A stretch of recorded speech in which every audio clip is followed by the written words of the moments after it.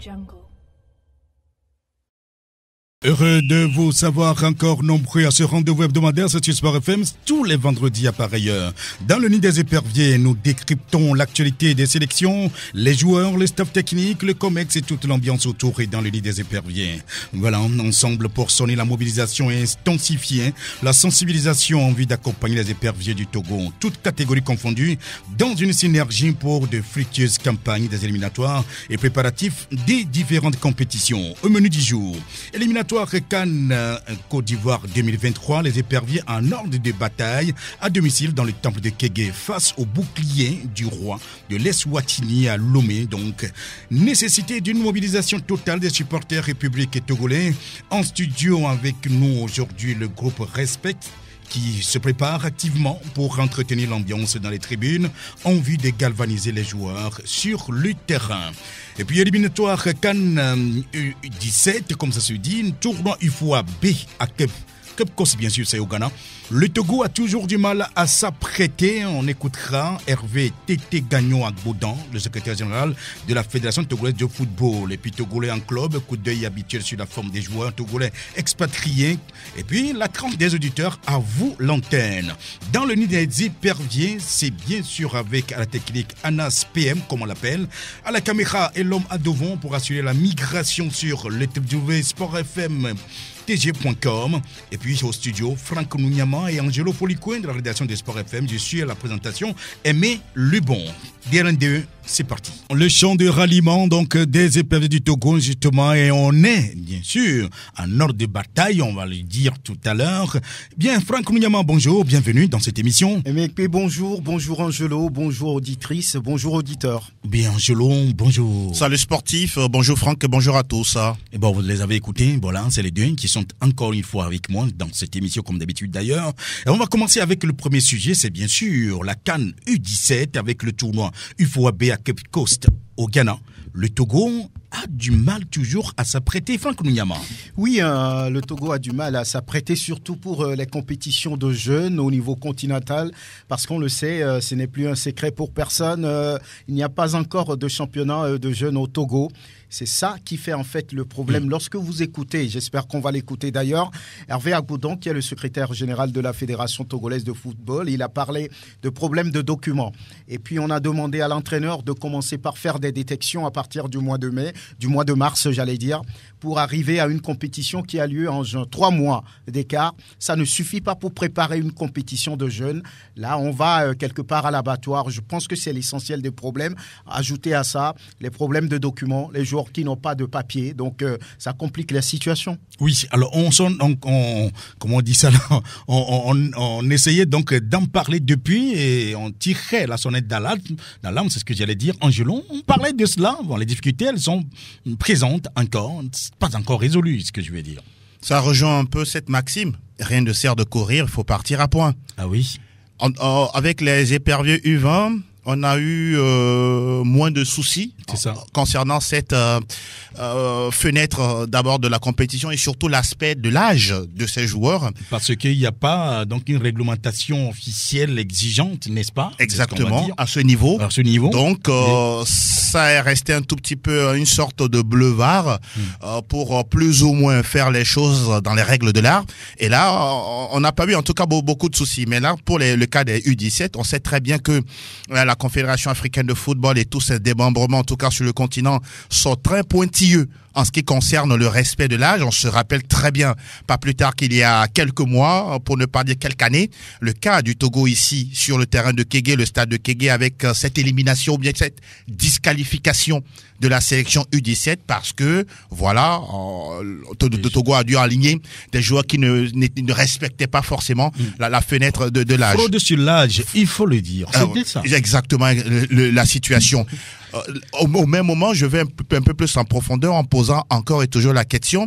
Oui, c'est bien qu'on puisse engager les différentes catégories des sélections, mais sachant par exemple que nous avons un tel souci, un tel problème qui sera du coup difficilement réglé, avons-nous besoin d'engager cette sélection sachant qu'on n'a pas les coudées franches pour vraiment respecter tout ce qui va se faire. Aujourd'hui, vous aviez parlé du problème des documents. Ça veut dire que ce n'est pas un seul joueur. Si c'était un seul joueur, ce n'est pas un problème. On trouvera quelqu'un d'autre pour pallier quand même cette situation. Mais malheureusement, on a l'impression que c'est une kyrielle de joueurs qui est concernée justement par cette situation. Et voilà pourquoi on a du mal à trouver la solution. On n'a pas peut-être un plan B, alors que la compétition est en train d'arriver.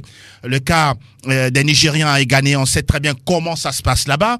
Pour sortir le mot, dans ces pays-là, c'est même institutionnalisé. Justement. Donc, on peut voir un U17 qui a, par exemple, la taille de quelqu'un qui a 2 mètres. On s'étonne qu'il ait moins de 17 ans, mais c'est ce qui figure sur son passeport. Qu'est-ce que vous allez dire en retour? À partir de là... si l'IRM également confirme cela, bon, ben, c'est tant mieux. On est devant le fait accompli. C'est ça. Et aujourd'hui, je pense que c'est presque comme une patate chaude qu'on a mise dans la main de Maurice Nutuje.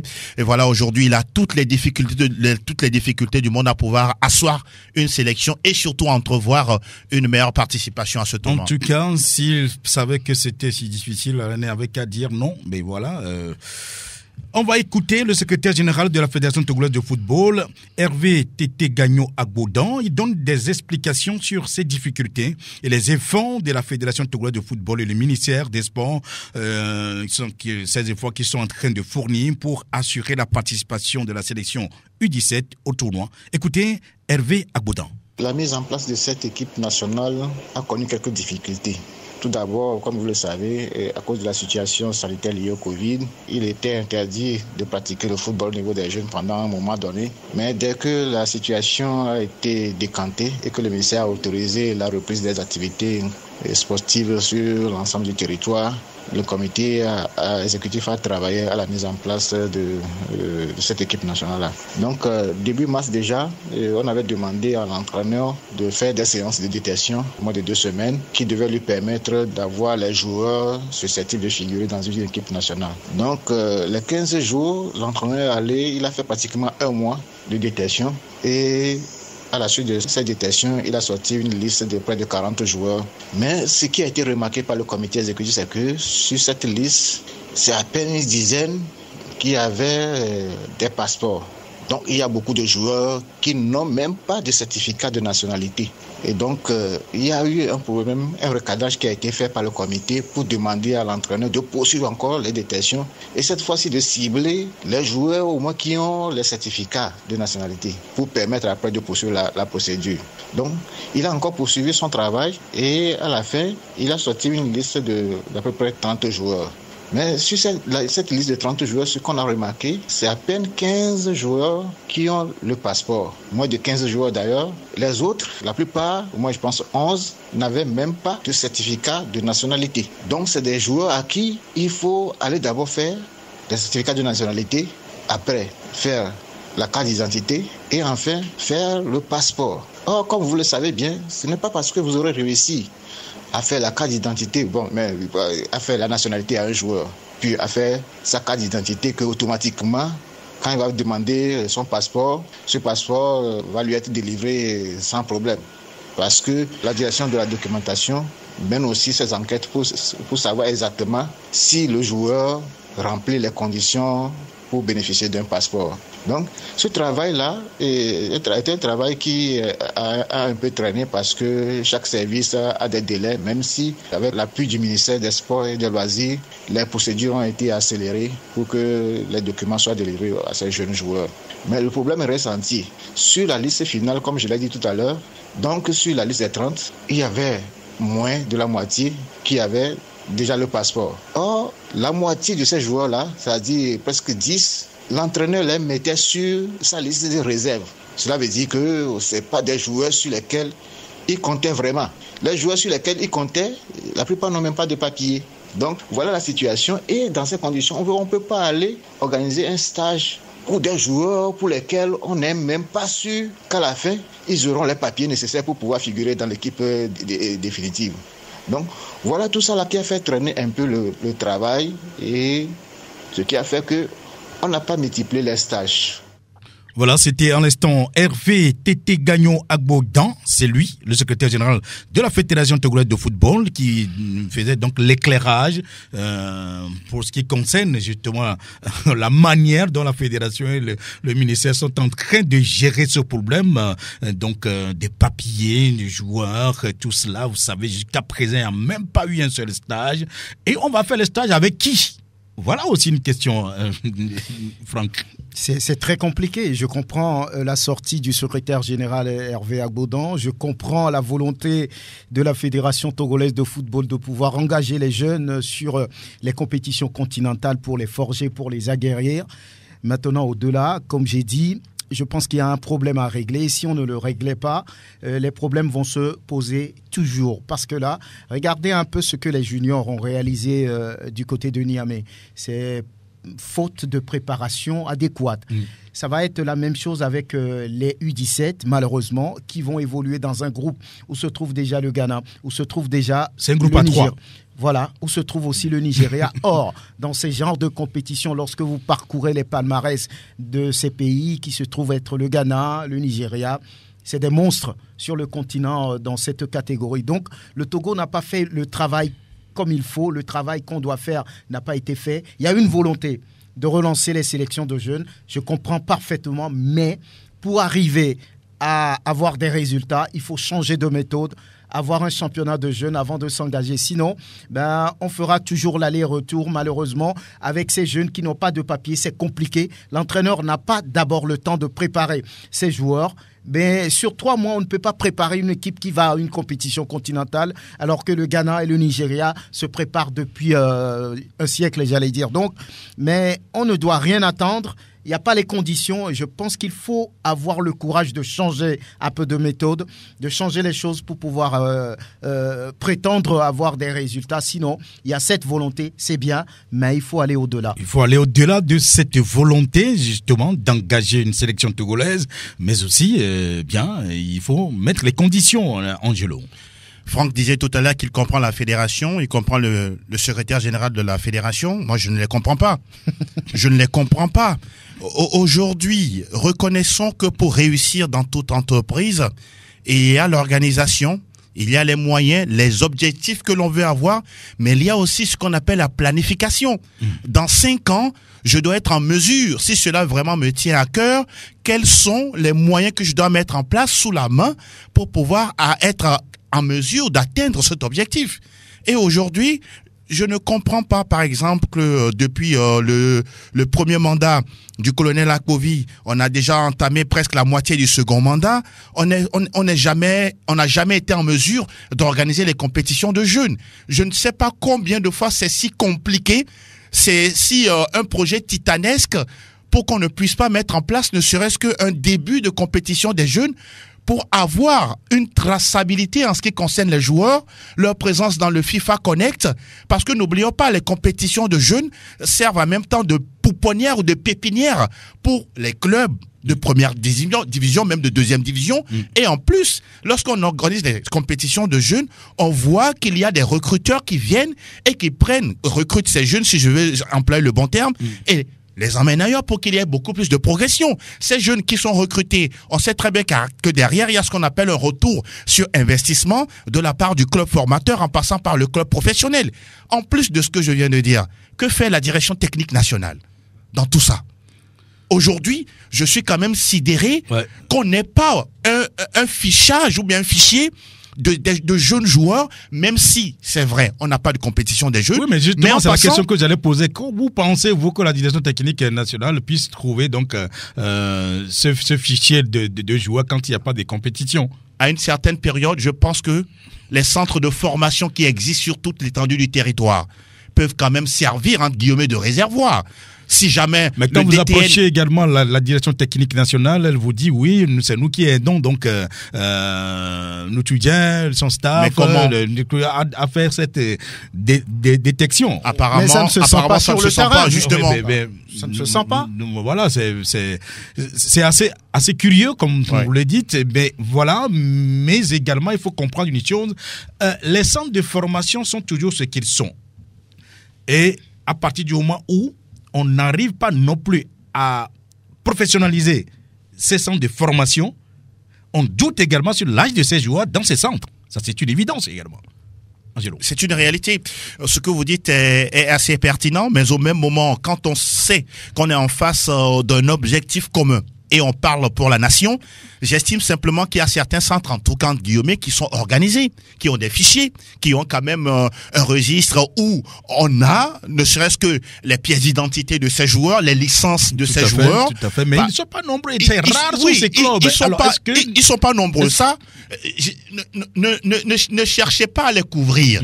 Mais, je répète et je dis encore, la direction technique nationale, depuis toutes ces années, même si c'est 2 ans, mais c'est quand même beaucoup. Vous pensez que de Lomé jusqu'à Saint-Cassé, on ne peut pas en tout cas avoir de vrais U17, ne serait-ce que 25, voire 20 joueurs? Il faut aussi... C'est quand même curieux. Oui, mais Franck, il faut aussi voir un autre aspect de la chose. Nous sommes encore en pleine année scolaire.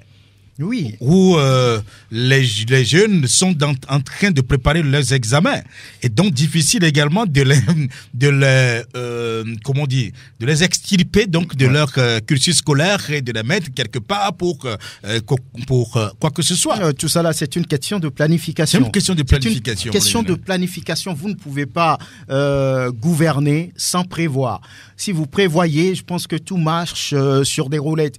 On savait qu'il y avait des compétitions à venir par rapport aux jeunes, les juniors, les cadets, que sais-je encore. Maintenant, il faut prendre le temps de pouvoir planifier tout ça pour ne pas tomber dans des problèmes, dans des difficultés. C'est le problème numéro 1 qui gangrène, on va dire, les compétitions de jeunes ou bien les sélections de jeunes au Togo. Le secrétaire général l'a dit, il y a des problèmes de documents. Si on s'était pris à temps, je pense que tous ces problèmes auraient été réglés. On saura, oui, qu'est-ce qu'il faut faire avant, peut-être juin, pour régler ces genres de problèmes au niveau des enfants. Je pense qu'il ne faut pas vouloir peut-être avoir des produits tout faits tout de suite. On se base sur les centres, c'est vrai. Mais il y a beaucoup de centres également qui ne sont pas dans un cadre légal. Il faut réglementer tout ça, il faut regarder de près tout ce qui se passe et puis repartir à la base. Peut-être aujourd'hui décider d'aller vers les 13 ans et les préparer sur 4 ans pour arriver au niveau des cadets et puis 2 ans plus tard, les voir au niveau des U20. Je pense que c'est ce plan qui réussit ailleurs, même si beaucoup crient que oui, au Nigeria, oui, on ne joue pas avec les joueurs qui ont 17 ans, c'est les 25 ans, oui, mais ça marche. Si on ne les arrête pas, ça veut dire que ça marche pour le mais comment ils arrivent à passer dans le mail de l'IRM? Voilà la question. Ça veut dire qu'au-delà de tout ce qu'on peut dire, au-delà de tout ce qu'on peut dire, il y a eu un travail qui se fait. Oui, c'est un réseau. C'est un réseau. En plus de ce que Franck a dit, c'est un réseau, c'est un fort lobbying qui ne dit pas son nom. Les pays francophones, excusez-moi, ont du mal à peser, en tout cas dans les décisions finale en ce qui concerne certains aspects dans l'organisation des compétitions. Donc vous pensez qu'il y a également des fraudes dans ces examens de l'IRM? Mais oui, tout n'est pas parfait. Mais reconnaissons-le, tout n'est pas parfait. Il y a quand même des situations sur lesquelles on ferme les yeux. Bon, on profite parce que c'est tel ou tel qui est là et donc voilà, on laisse faire tout simplement. Ce sont des réalités. Pour revenir rapidement sur le cas de la sélection de Maurice Nutsoudjé, aujourd'hui, si on est dans cette situation, le Togo risque de se retrouver au Ghana avec peut-être, je dis bien peut-être 14 ou 15 joueurs. Ça veut dire qu'on aura 11 titulaires et peut-être seulement que 4 sur le banc. Et quand c'est comme ça, franchement, je ne sais pas quelle marge de manœuvre Maurice Nutsoudjé dispose pour pouvoir aller loin dans cette compétition. Curieusement, c'est ce qui risque de se passer avec cette sélection du Togo. Non, mais je crois que oui, c'est vrai, en discutant, en échangeant également avec, disons, des proches, bien sûr, de la Fédération togolaise de football, on laissait entendre que si, par extraordinaire, on n'arrive donc pas à avoir le nombre qu'il faut, ben on sera dans l'obligation, à un moment donné, donc de déclarer forfait. Ce n'est pas aussi mauvais. Ce n'est pas aussi mauvais. Franck, c'est aussi ça. À l'impossible, nul n'est tenu. Voilà, donc... on ne peut pas, j'allais dire... Malheureusement, au niveau de la Fédération togolaise de football, Franck, Angelo, on avait programmé, on avait planifié, dans la planification, il c'était bien visible, dans le plan, dans la stratégie donc de la fédération, c'était bien notifié qu'on devrait faire le championnat, on devrait disputer le championnat junior et cadets cette saison.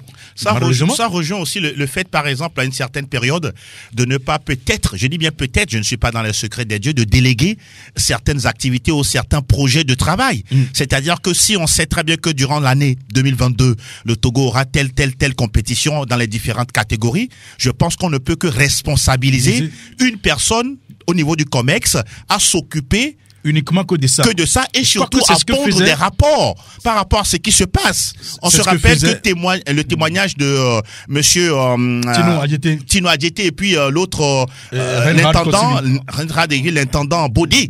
Il avait dit que chaque membre au niveau du COMEX avait un portefeuille bien précis avec des rapports à l'appui, et on voyait exactement les failles et on faisait en sorte qu'on puisse les aider à pouvoir résoudre les problèmes. En tout cas, ce n'est pas encore trop tard. Il faut refaire les choses. Voilà ce qu'on pourra dire sur cette situation de la qualification, plutôt de la participation du Togo au tournoi UFOA-B à Cape Coast. Ce sera donc au Ghana dans le mois prochain. Avec ces éliminatoires, en tout cas, le Togo est encore dans le pétrin en ce qui concerne les préparatifs. Voilà, éliminatoire CAN Côte d'Ivoire 2023. Les éperviers en ordre de bataille à domicile. Ce serait dans le temple de Kégué face au bouclier du roi de l'Eswatini, c'est à Lomé. Ce sera vendredi prochain et là, on le disait, nécessité d'une mobilisation totale. Et ils sont là, en tout cas, ces jeunes, ces personnes donc du groupe Respect. Voilà, ils sont là. Franck Nounyama, parlons un peu d'abord de ce match, en tout cas, qui s'annonce explosif, justement parce que l'entraîneur, lui, ne veut pas parler donc d'un petit match. Oui, il n'y a pas de petit match. Il a dit qu'il ne veut pas de complexe de supériorité et que peut-être ce sont ces paramètres qui ont joué un mauvais tour au Togo face aux îles Comores, qui sont venus battre les éperviers, vous vous souvenez, ici 1-0. Donc c'est un match important. On se dit que c'est un nouveau départ après plusieurs échecs, après avoir raté 2 CAN à 24. Le Togo a désormais le devoir, une obligation, on va dire, de pouvoir aller en Côte d'Ivoire qui est pas très loin. Donc c'est un match sur lequel il faut être concentré, il faut être déterminé, il faut gagner pour commencer, parce qu'une victoire pour commencer de telles compétitions renforce le groupe finalement, et on espère que ça va être le cas. Angelo, voilà, nous le disions, hein, c'est un match capitalissime pour le Togo, parce qu'il faut savoir bien rentrer donc dans cette compétition et faire en sorte que les premières victoires soient en tout cas bien entouré de ce qu'il faut, hein. Un lourd score, ce serait bien. Heureusement, la première bonne nouvelle, c'est que la sélection Fagnon n'a pas de souci de joueurs. Oui. N'a pas de souci de papier, de joueurs. N'a pas de souci. Donc, comme ce qui se passe au niveau des U17. Malheureusement. Hein? Donc, aujourd'hui, je pense que Paolo Duarte sait qu'il est attendu au tournant. C'est vrai qu'on a eu des éliminatoires plus ou moins réussis concernant ce qui concerne le mondial. Ça, c'est à mettre de côté. C'est bien passé. Mais là, l'objectif premier, c'est de tout faire, en tout cas, à la fin des éliminatoires, à la fin des 6 journées, dans cette poule-là, d'arriver, de permettre au Togo d'avoir son ticket pour la CAN 2023, et ça passe par ce premier match contre les Swatiniens. Ce qui est quand même assez intéressant, lors de sa dernière conférence de presse, il a dit de ne pas du tout considérer cette équipe-là comme une faible formation. Pour lui, c'est le match même le plus difficile. C'est ça. Et donc, je pense que il est en train de travailler pour permettre à ces poulains, à ces joueurs, d'être focus sur cette rencontre, surtout de ne pas du tout avoir l'esprit de sous-estimation de l'adversaire, de croire que ça va être difficile. Et donc, pour moi, cette équipe de l'Eswatini, oui, je l'ai dit si bien, c'est une équipe de football. À une certaine période, on les a battus 6-0. Mais attention, les temps ont changé. Les temps ont beaucoup changé. La réalité d'aujourd'hui n'est plus la même. Attention, cette équipe du Togo doit également être beaucoup plus concentrée sur elle-même et compter sur ses forces. Pour terminer en disant, les joueurs qui sont arrivés en regroupement, je pense qu'on les a tous trouvés en bonne santé. Ouais. C'est également un point positif, et que pour le moment, aucun d'entre eux n'est blessé ni forfait. À part le fait qu'on n'a pas Ilas Bebou, mais tous les autres sont là. Et quand on voit cette ambiance, ça veut dire qu'ils sont tous conscients de la réalité de ce qui les attend. En tout cas, vous parlez d'ambiance, et justement, nous disions que cette mobilisation totale des supporters et du public sportif togolais, justement, en studio avec nous aujourd'hui, le groupe Respect, bien sûr, communément appelé le groupe Amavi. C'est bien ça, et qui se prépare activement pour entretenir l'ambiance dans les tribunes, en vue de galvaniser les joueurs sur le terrain, nous avons donc le secrétaire général du groupe qui est là, monsieur Kouleke Komla Emmanuel, avec une partie du groupe, en tout cas, la délégation, une forte délégation qui l'accompagne. Salut, mon frère Emmanuel. Salut. Ça va? Oui, ça va bien. Ah, c'est pas grand frère ici, hein. Je suis juste journaliste. Ça va? Ça va bien. Comment ça se passe avec le groupe Respect? Bon, pour le groupe Respect actuellement... Les préparatifs pour ce match? Pour ce match, bon, un mot ciblé avant la réponse. Et je voudrais passer par l'occasion pour... Pardon, je crois qu'il y a un petit souci de micro. Oui, allez-y. Oui, je voudrais passer par cette occasion pour saluer le public sportif. Ah. Et... En l'occurrence, les 3 autres groupes de supporters. Le groupe Maman Togo, le groupe Ansempto et mon groupe Respect. En l'occurrence, mon président Amavi Dezo. C'est ça. Oui. Voilà. Alors, comment est-ce que vous vous préparez pour reprendre d'assaut les travées du stade de Kégué, le grand temple sportif du Togo? Bon, pour ce match, nous nous préparons sérieusement. Surtout les 3 groupes de supporters que je viens de citer. Et nous serons sur le stade le vendredi. C'est ça. Oui. Très, très soudés derrière les éperviers. Mais on sait que ça fait un peu longtemps, il n'y a plus de public. Et bon, maintenant, ça va être certainement, comment on dit ça là, une nouvelle ambiance que vous allez entretenir. Vous promettez quoi au public? Bon, nous promettons des nouvelles choses. Ah oui? Oui, des nouvelles choses, sérieusement. Vous avez appris beaucoup d'autres nouvelles danses? Oui, on a appris beaucoup de choses. Surtout, oui, dans le temps de Covid. Vous avez mis à profit cette pause-là pour profiter d'apprendre beaucoup de choses. N'est-ce pas? Dans ces chansons. Oui. Beaucoup de chansons. Beaucoup de chansons. Ben, moi, je serais curieux donc d'en savoir un peu plus. Ben, alors, un petit truc. Pour nous servir, pour voir ce qui va être ce que ça peut être le vendredi prochain, dans une semaine exactement. Bon, voilà, le groupe Respect justement que nous accueillons comme ça avec une petite séance, une séquence d'ambiance dans ce studio. Ah ben, vous y êtes, on vous écoute Emmanuel et son groupe.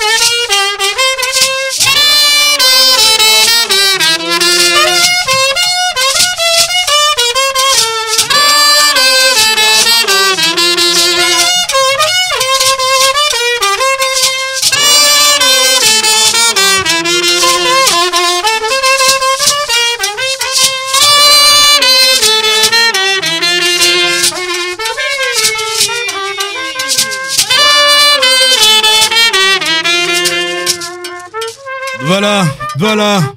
Merci beaucoup au groupe Respect justement pour cette première séquence. En tout cas, vers la fin, on va encore goûter un peu de cela. Franck, je crois que ça s'annonce. Oui. Ce n'est que ça, le groupe Respect, mais déjà, on fait appel aux autres groupes, deux autres justement qui sont là, le groupe Mama Togo. Et puis le groupe Asympto, justement, ce serait donc un peu comme ça cette ambiance qui sera entretenue dans les travées du stade, bien sûr, de Kégué. Oui, je voudrais saluer donc, on va dire, l'unité qui règne entre les trois groupes désormais. Le secrétaire général du groupe Respect vient de saluer avant de commencer les autres groupes, à savoir le groupe Mama Togo et puis le groupe Asympto. C'est une force.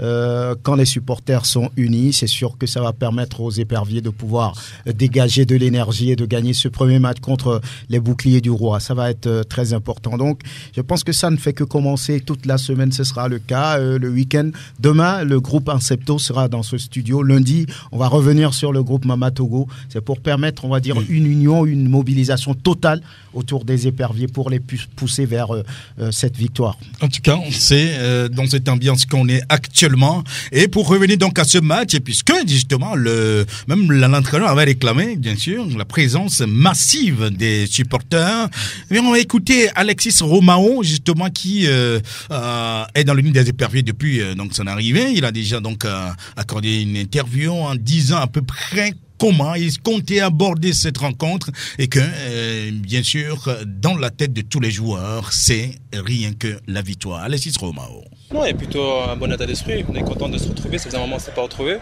Donc on travaille dans de bonnes conditions, dans la bonne humeur et on est concentré sur l'objectif. Non, c'est sûr qu'on a à cœur de se qualifier, puisque comme tu viens de dire, ça fait 2 éditions qu'on ne s'est pas qualifié. On sait pourquoi, donc c'est à nous de faire des beaux étoiles pour se qualifier tout simplement. Non, on est content, ça fait un moment qu'on ne les avait pas vus, donc moi je pense que quand on les a vus venir ici, je pense que c'était 10 ans en arrière, donc ça fait plaisir de les voir et j'espère qu'ils seront là pour nous supporter le vendredi prochain. Voilà, c'était Alexis Romao en étant qui dans sa dernière partie parlait justement des supporters également, Angelo, oui. Qui disait oui, on est content donc de les voir déjà qu'ils sont venus donc nous regarder lorsque nous faisions donc nos séances d'entraînement, c'est déjà quelque chose de très bon et qui va nous galvaniser certainement pour le jour du match. Lui, Alexis Romao connaît très bien la valeur que l'on donne aux supporters puisqu'il était justement de la campagne combinée mondiale Cannes 2005-2006. Il a vu en tout cas ce que cette qualification a apporté au pays et surtout ce que justement les supporters ont apporté en ce qui concerne le soutien à la sélection. Je pense que ce qu'il dit est assez important. Aujourd'hui, lui et puis tous ses coéquipiers sont tous conscients qu'aujourd'hui ils sont attendus. Il le reconnaît quand il parle de l'ambiance qui règne dès qu'ils se rencontrent et se revoient. C'est une famille, c'est un groupe. Au-delà de ça, je pense que l'aspect supporter, moi je vais beaucoup plus mettre l'accent sur le fait d'avoir certes les groupes que nous venons de citer qui vont mettre l'ambiance du début jusqu'à la fin. Mais d'habitude, dans nos stades, on n'a pas des supporters. Hein. Oui. On a des spectateurs. On a plutôt des spectateurs, voilà. Le plus souvent. Donc, il faut que tous deviennent des supporters. Mais c'est important. C'est important. Je pense qu'à un moment donné, il faut commencer à changer de mentalité. C'est vrai, on ne dit pas de crier de la première minute jusqu'à la dernière seconde, mais savoir soutenir l'équipe quand elle est en difficulté. Surtout. Absolument. Il y a des moments où vous faites 0-0 jusqu'à peut-être la 30e minute de jeu, mais à un moment donné, il faut que le public commence déjà à taper dans les mains, à chanter à l'unisson pour galvaniser ou montrer aux joueurs comme quoi, messieurs, mais faites-nous rêver. Nous sommes arrivés au stade pour regarder un beau match et surtout marquez-nous des buts pour qu'en rentrant à la maison, ça puisse causer dans la rue. Ceux qui sont restés au bureau puissent continuer à parler du match. Ceux qui n'ont pas vu le match se précipitent pour rentrer à la maison pour revoir la rediffusion. C'est ce qu'on attend d'eux. Et donc, tous ceux qui seront là, en tout cas, tout ce qu'on peut leur demander, c'est de faire preuve de patriotisme. Souvent, le Togolais, on le sent mou, on le sent fade, on le sent trop respectueux. Je pense qu'à un moment donné, le football ne donne que ces émotions-là. Et sur le terrain, dans le stade de Kégué la prochaine fois, il faut vraiment qu'il y ait une vie du début jusqu'à la fin du match. Il faut donc une certaine agressivité positive, comme ça se dit dans les jargons. On va écouter également Fleu d'Haïté. Il est de retour dans l'unité des éperviers après, disons, un temps fou. On l'avait attendu, on l'avait annoncé plusieurs fois, mais finalement, il est là. Le vendredi dernier, on en parlait. Voilà, Fleu d'Haïté, donc dans les des éperviers, il a tenu quand même à remercier et à apprécier l'ambiance qu'il est venu retrouver. Fleu d'Haïté. comme d'hab. Ça fait beaucoup de bien de revenir voir les frères. Je suis content d'être ici, de retrouver la sélection après une petite absence. On va apporter ce qu'on peut apporter et j'espère qu'on aura la victoire. L'objectif est de gagner les matchs qui vont arriver. On a besoin de participer à cette Coupe d'Afrique. Ça fait tellement longtemps que le Togo n'a pas eu cette participation. On va tout faire pour l'obtenir. On avance dans l'âge aussi. Ce serait bien aussi, pas de finir, mais d'avoir cette compétition. Et pour nous, pour les joueurs, pour le public, le Togo, on en a tous besoin et on espérera qu'on obtiendra ce ticket. Toutes nos forces sont là, ils vont arriver encore petit à petit. Le groupe est bien, il vit bien. Ça fait depuis, j'ai regardé ça un peu de loin. Le capital confiance, il est au top. Maintenant, il faut confirmer avec les matchs qui vont arriver. Et j'espère que le public aussi va nous emmener et on aura la victoire. Voilà, c'était Floyd Haïté, le milieu de terrain des éperviers du Togo et des Valenciennes. En tout cas, on se rappelle ses défoulés, on se rappelle ses buts, on se rappelle tout ce qu'il a pu donner pour cette sélection. Bon, il est de retour, Franck. Oui, derrière Alexis Romao, Floyd Haïté reste le plus ancien. Ça fait quand même 14 ans qu'il est en sélection. Mais c'est grand, très grand. C'est grand. On se souvient de ce but marqué au stade municipal sur un but pied gauche d'anthologie dans un amical contre le Rwanda. Donc c'est un joueur quelque peu controversé, mais c'est un joueur aussi plein de talent. C'est vrai que lui-même il a dit, il prend de l'âge, il est déjà au-delà de 30 ans. Donc quoi qu'on dise, il a de l'expérience. Il a eu, on va dire, un froid entre lui et la sélection depuis l'arrivée de Paulo Duarte, mais les deux hommes se sont parlé finalement et voilà, il a accepté de faire son retour. Quand il est arrivé, il a dit qu'il était très content de retrouver les frères et que le capital confiance était au top. Ça veut dire que entre les joueurs, ils se parlent, ils savent ce pourquoi ils sont là, parce que ça fait très longtemps quand même que le Togo n'a plus, on va dire, vécu une telle ambiance sur un match de football, et ce temple de Kégué doit redevenir ce temple qu'il était il y a, on va dire, 15 ans avec cette qualification pour la Coupe du Monde. Donc je pense que c'est des joueurs conscients de ce qui va être fait le vendredi prochain. On commence par gagner face au bouclier du roi. Et voilà, c'est ce que tout le monde attend et que le public attend d'eux. Le public, lui, sera là pour les soutenir. Donc, Floyd Haïté, son retour, c'est une bonne chose, on va dire. Ce serait donc les boucliers du roi. Doivent-ils finalement laisser le roi se faire prendre?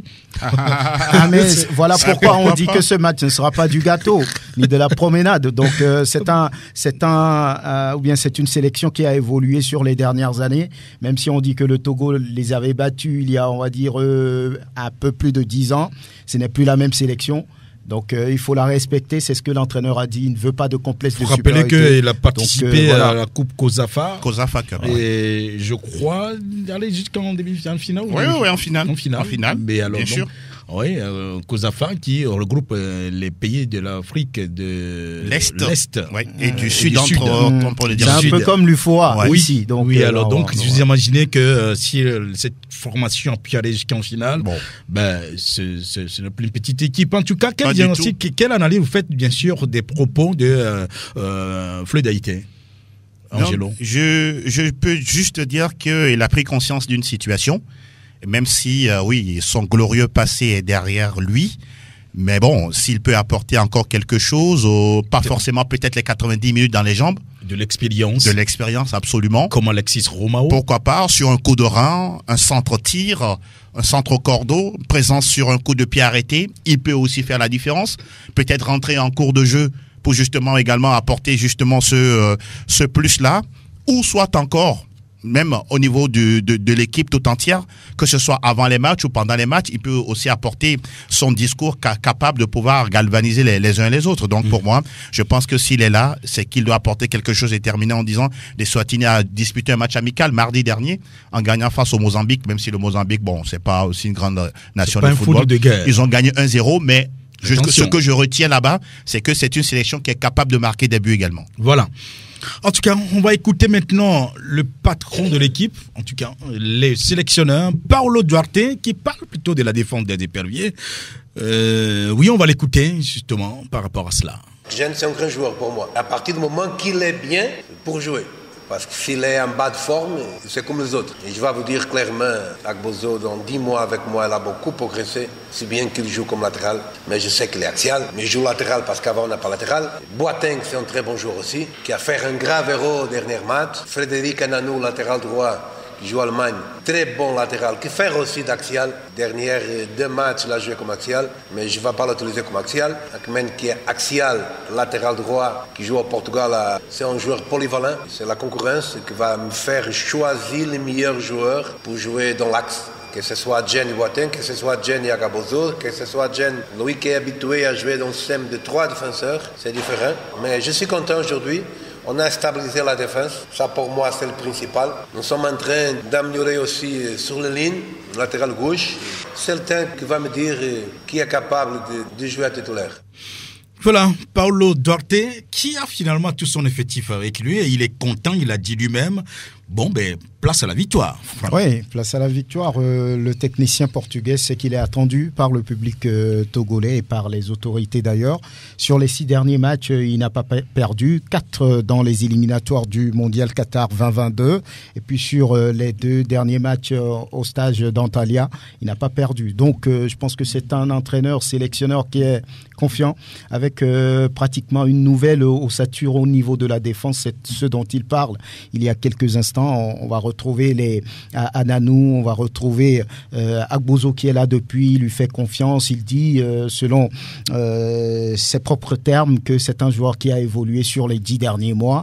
On a Jen Dakonam, le capitaine. C'est un meuble qu'on ne bouge pas dans le salon. Ah oui. Donc, le nouveau venu aussi, c'est Kevin Boateng, qui est un joueur grand de taille, qui peut faire l'affaire maintenant sur un match officiel. On les a pas encore vus à côté de Jen et tout cela. Donc, c'est ça qui va être déterminant. Il faut faire le bon choix. Il faut faire la meilleure combinaison pour que la défense, on va dire, ne faiblit pas sur ce match important. Ça va être très, très, très déterminant, la ligne défensive.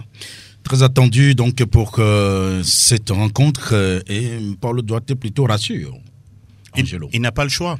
Aujourd'hui, il est satisfait justement de sa défense, mais n'oublions pas que ce soit pour Akman et Boateng, ce serait leur premier match officiel sous la tunique jaune. Il y a un semblant de pression, mais au même moment, ce sont des joueurs professionnels qui évoluent justement dans leurs différents clubs. Je pense que eux aussi ont envie de prouver quelque chose, parce que le public sportif est là pour pouvoir les découvrir. Donc, ne pas tomber dans la fioriture, non pas justement dans la facilité. Jenda Konam, est-ce que c'est lui qui doit s'adapter ou ce sont eux qui doivent s'adapter à son jeu? L'interrogation demeure. Parce que l'expérience est là. Et voilà. Il doit pouvoir, bien sûr, les gérer, justement, avec beaucoup de discours sur le terrain, parce que ça aussi, ça n'en manque pas. Donc, je pense que ce groupe-là, en tout cas, pour le moment, je ne dirais pas qu'il est prêt. Parce qu'il faut voir d'abord le match face à l'Eswatini pour voir exactement ce dont il est capable pour les 5 prochaines journées, à part le match de l'Eswatini dans cette poule. En tout cas, c'est ce qu'on peut dire donc concernant cette sélection des éperviers du Togo. Le match, c'est vendredi prochain, le 3 à Kéké. Voilà, bien, on revient donc dans ce studio. Et puis, Angelo, est-ce qu'il y a encore d'un coup d'œil? Oui, on va faire certains joueurs très rapidement. On sait très bien que la saison est déjà terminée. La saison est terminée, ça, c'est vrai. Mais il y a les derniers matchs, justement, avec certains joueurs. Exactement. Alors, les infos, les nouvelles. Les infos, c'est pour dire que Labakodio Fodo a terminé meilleur buteur du championnat avec son club de Alaïn, avec 26 buts marqués. Ah oui. Le tout avec la première place occupée par son club. On rappelle également que Jenda Konam a joué 35 matchs sur 38 possibles en Liga. Ça veut dire que il a été absent jusque 3 matchs. Hein. Oui, c'était à la suite, bien sûr, de l'accumulation de cartons. Vous avez tout dit. Kennedy Boateng, dans son championnat de Portugal, avec Santa Clara, qui a fini 7e, a disputé 30 matchs, dont 23 comme titulaire. Ce n'est pas rien. Ça prouve qu'il a également beaucoup de minutes dans les jambes. Parlons également de Emmanuel Hackman, aussi capable de pouvoir peut-être rentrer dans le 11 titulaire de Paulo Duarte, avec son club de Gil Vicente, 21 matchs sur les 34 matchs de championnat possibles. Ce n'est pas rien. Et termine avec Loïc Bessilé également, qui pourrait pourquoi pas arborer sa première titularisation avec les éperviers, avec Charleroi. 18 matchs sur l'ensemble de la saison, ce n'est pas aussi mauvais. Voilà ce qu'on peut dire de façon ramassée concernant ces joueurs au niveau des éperviers du Togo. 2 minutes peut-être pour les auditeurs rapidement. 92 03 60 31, les 97 24 26 26. Et bien sûr, parce que nous avons également le groupe Respect avec nous et qui va certainement faire les dernières séances pour nous, séquences pour nous. Voilà, c'est ce qu'il faudra dire. Et l'auditeur en ligne, on peut l'avoir. Bonjour. Bonjour monsieur. Comment ça va? On vous appelle? J'appelle d'enfant. On vous appelle comment, vous? Turkani. Pardon? Turkani. Turkani? Oui. Ah, d'accord. On vous écoute. La chance pour les épreuves du Togo. Oui. La victoire nous appartient. Ah, la victoire nous appartient. Vous serez au stade naturellement. Oui. Ah oui? Bonne chance à vous aussi. Est-ce que vous mobilisez des gens dans votre quartier? Oui. Ça se fait? Ça se fait chaque jour. Très bien. Alors, félicitations. Merci. Et certainement que ça va venir. Auditeur, bonjour. Oui, bonjour, Gérard Sérassi. Gérard. Juste. Comment ça va? Oui, ça va bien. Oui, on dit quoi? Ouais, nous sommes prêts pour le combat, je pense. Hein. Tu continues à penser? Oui, je pense toujours, oui. Et c'est pour dire aux joueurs que le drapeau leur met quelque chose dans la tête. Hein, la fierté de défendre sa patrie, quoi. Oui. Merci. Merci beaucoup, Gérard. C'est là, c'est justement un autre en ligne. Bonjour. Oui, bonjour. Ah, c'est une auditrice. On vous appelle comment? Oui, c'est Daniel la Madrilène. Ah, la Madrilène. Elle-même. Comment ça va? Ça va bien. Bon, on retient quoi? Oh, je dis bonne arrivée aux éperviers. Merci. Bonne chance à eux. Que l'ambiance est bonne enfant, que nous sommes derrière eux. Ça ne serait pas facile de valider, mais la victoire serait de notre côté. Comment ça se passe dans votre quartier? Oh, moi, dans mon quartier, je mobilise les gens. Hein. Ah. Déjà, pour demain, la finale de demain, là, on ne laisse pas froid. Hein. Oui, sans blague. Oui, naturellement, vous êtes la Madrilène et il n'y a pas de raison que vous ne vous mobilisiez pas justement pour votre club. C'est pas facile. Et par ricochet, les éperviers, n'est-ce pas? Oui. La Madeleine, merci beaucoup. Merci. Elle est la prochaine. Et notre en ligne. Bonjour. Bonjour. On vous appelle? C'est Papaté. Ah, comment ça va, Papaté? Je vais bien.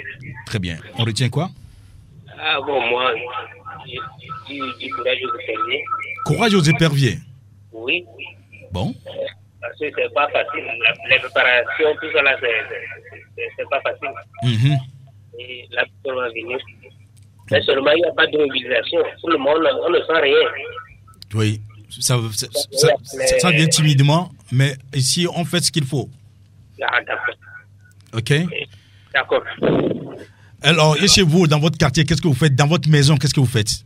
Non, bon, moi, je ne serai pas sur le terrain, mais je mobilise les enfants pour réussir le match chez moi. Ah, d'accord. Très bien, merci beaucoup. C'est aussi bon, tout ça là. L'un des auditeurs, si on peut l'avoir. Bonjour. Allô, bonjour. Allô, bonjour. Oui, le dernier. On vous appelle? Oui, Rachid. C'est Rachid. Ah, oui, justement, si Rachid n'appelait pas, ce serait grave. La fois que j'ai taquiné mon ami Angelo, là. Ah oui? Oui. Vous l'avez taquiné? Oui, je l'ai taquiné en disant que Mbappé ne va pas remporter la Champions League.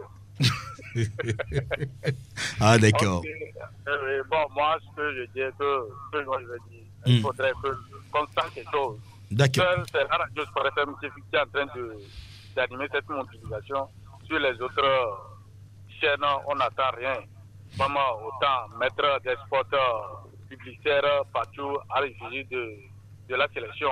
Mais c'est sûr que nous, on est prêts à aller supporter nos éperviers et que le public, il ne faut pas qu'il soit mieux de supporter l'équipe de la première minute jusqu'à la dernière minute, comme on voit dans les championnats Angleterre, quoi. D'accord. Ok. Et bonne émission. Merci, Rachid.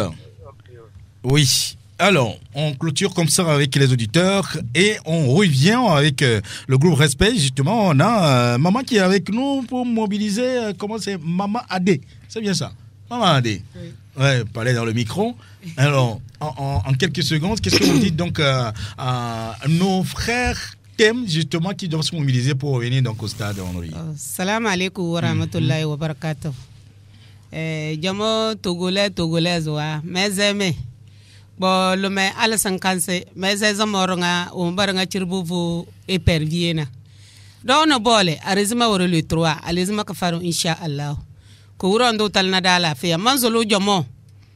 si bol dala wanale covid welo do jo ade bileri mais bol kana ska bazana jogo yaze 2006 de bol ga daga baze blana biyo wo gona sa bawul mi wombi na ila suru e goni budo terrain da na me terrain da ko zorike be ga ma zoloro do se public ba woni chare de mayo jaune ba ngana da a partir de chere ba woni su mayo jaune tede da bla mobiliser joueur wata tanga wonne da dane ba jamba dele sa ay ba ngana ga jo victoire won jo Togo da mele ngu victoire mais insha Allah na juma kana ba zana ka dal baraka da mais so don go victoire bete blana ila suru égale jamo égale lume ala 50 ma zolo supporter wa maranga cher égale e koni sanada victoire ko yu blaba basi manze derke dogo ajia mama Togo mele aloka zana grand seigneur de valeur mais madame le présent accepto mais ouais c'est belle sourou non kodomo klaki yeli ko billa agir ba woni rose e sota sada non kodomo ka so bonda de football Togo bizanda yu 2022-23 dana bela champion ou rien la victoire ou rien le vendredi la victoire. Merci bien sûr à Maman D justement qui fait sa mobilisation à sa manière justement pour que nos amis t'aiment. Et bien sûr le groupe Respect, vous avez donc une petite séquence justement, une idée de ce que ça va être bien sûr sur le stade de Kéguélo.